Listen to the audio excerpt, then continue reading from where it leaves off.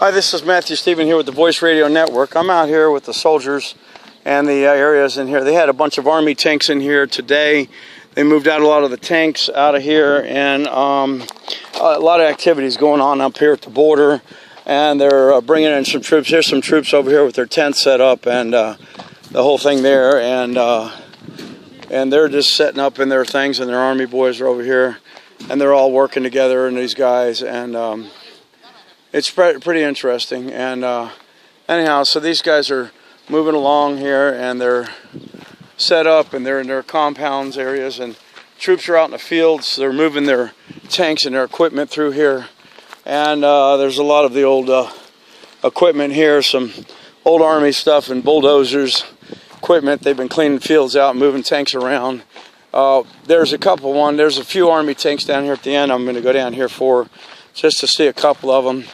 And there's number 12 down there at the end, is in one of the Army tanks. We passed those Johns over there. And so we were up here because there's been a lot of activity at the border.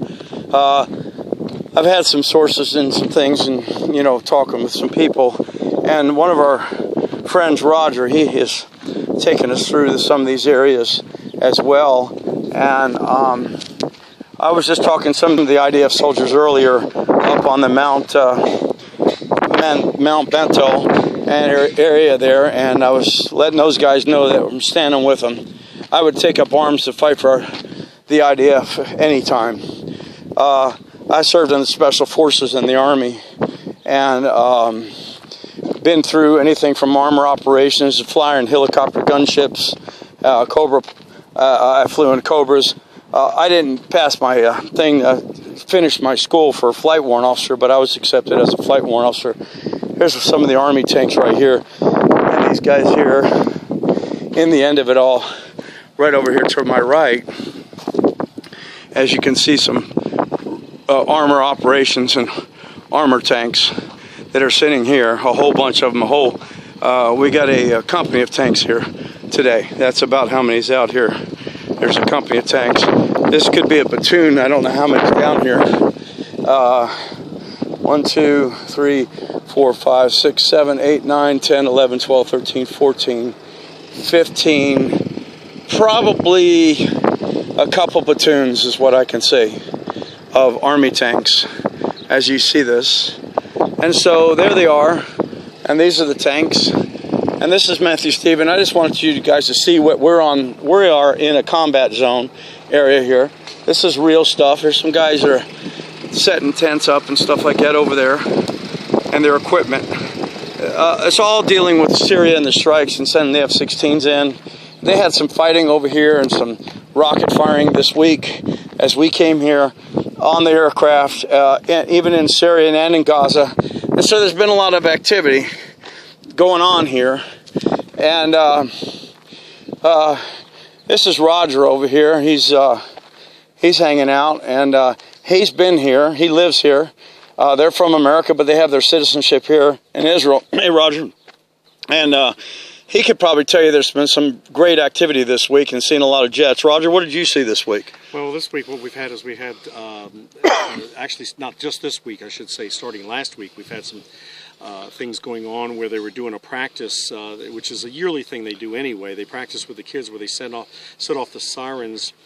So we hear the air raid sirens go off in the afternoon, like let's say about 11 o'clock, and the kids in the schools would go run and go into the bomb shelters as a practice, just like in America where they do with the fire drills. That evening they would do them as well. But they said that, according to what we were reading, is that they were going to do a 5-day practice. Well, what we saw the following night is we would see tank practice up on the hill on the opposite side. We live where we live, opposite us on the Golan Heights. We were seeing tank fire, and we were watching them practice up in there. And then today, of course, we're up in Marom Golan, and which is Mount Bental, where the 1973 Yom Kippur War was. And what we were seeing up there is the UN, which is very unusual to see the UN posted there on lookout. Now, the IDF are there, which is common. This place here with the tanks and all that, that's very common here. This is one of their places that they at night from where we live, we could easily hear them practice with their tank fire because the repercussion of it from these tanks is so loud that you hear it for many miles. I see. So this is common up here. This spot here. Right. So this is it. So, you know, folks, this is why we're here. We're here in a live area. And there is, as Roger says, some drills that are going on because they have to keep their activity up to let them know that they are combat ready and that they are here and they're not asleep and that their tanks are here ready for battle. Anyhow, this is Matthew Stephen with the Voice Radio Network, and you know, you guys just keep praying for us here in Israel. Pray for the IDF soldiers, you know, they're here because they believe in the cause. They're not here because, you know, they're pushed into things. They're here because they believe to protect their country. They're pressed every day in a combat zone, and they're here because they want their freedom. Just, you know, our soldiers today in America, there are some good boys there. But then we got a lot of people in America's Army that are there just to take a liberal, free dinner ride. And I'm not for that. I'm not for taking up arms for the American military any longer.